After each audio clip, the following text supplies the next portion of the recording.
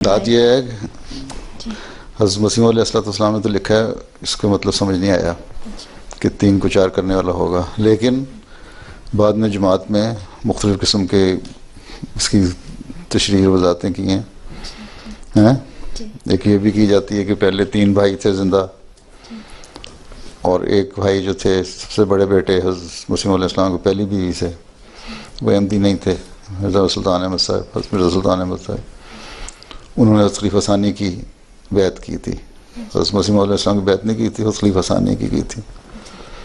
मरकज़ हैं इस्लाम के, वो भी लिया जाता है कि पहले खाना मक्का था, मदीना हुआ, फिर कादियान हुआ, फिर रब्बा हुआ, रब्बा शहर बसाया उन्होंने, ये भी एक तशरीह की जाती है, हैं?